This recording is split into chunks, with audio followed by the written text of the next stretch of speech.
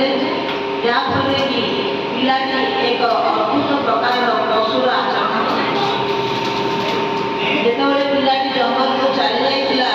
से दिन ठारू राजा बहुत दुखित थे एवं तांकर पुत्रर अनुसंधान से थे। दिने से कर्मचारी सहित जंगल को जाइए शिकार करने एवं से समय से एक अद्भुत प्रकार जीव देखिए मन पड़गला से पुत्र कथा तो से देखिले निकट को जाई देखिले जे यही अद्भुत पिलाटी पुत्र छड़ा कई नुह तेणु जेकोसी मत कले बड़े कौशल से पुत्र को उद्धार करी जितेबाला घर को आनिले से बेले पुत्र राजी नथिला पिता सामने आसवा से राज भवन को आसवा कहीं से संपूर्ण भाव में निजक भी भूली जाइला पिता परमात्मा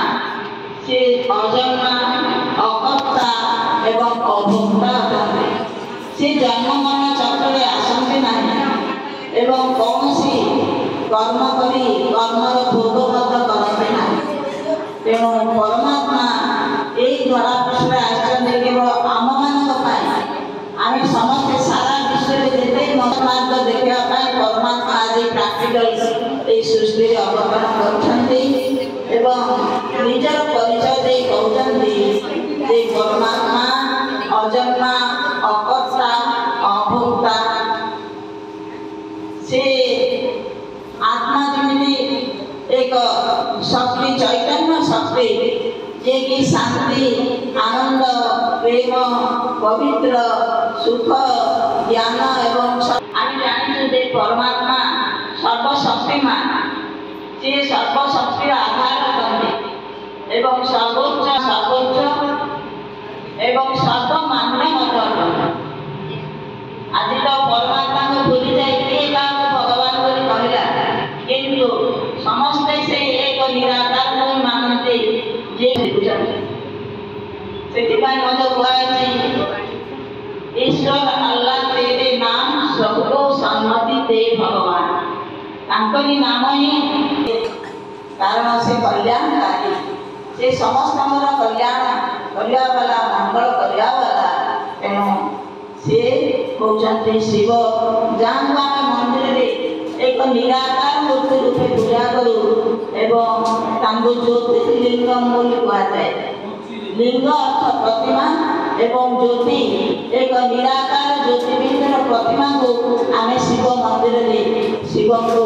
आराधना करूँ किंतु प्रकृत परिचय नथिबा हेतु तांकठारे आमर समस्त स्नेह आम ढाड़ी नहीं नथाऊ जमी सृष्टिर धर्मज्ञानी हुए परमात्मा सृष्टि को आसी निजर परिचय दियंती एवं तांकर नाम सहित तांकर गुणमत कहती एवं से जेतेबेले सृष्टि को आसंती सेतिकी बेले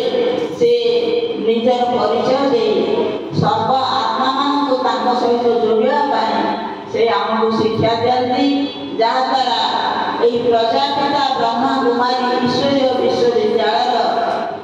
निर्माण करा जाए। यही ईश्वरीय विश्वविद्यालय 1936 मसीह स्थापन दिन चली आसी तेणु मुझे कहवाक जाऊँगी जे प्रिय भाई और भौणी मैंने आपण मान तो परमात्मा आसछन्ति आम समस्त आम जाना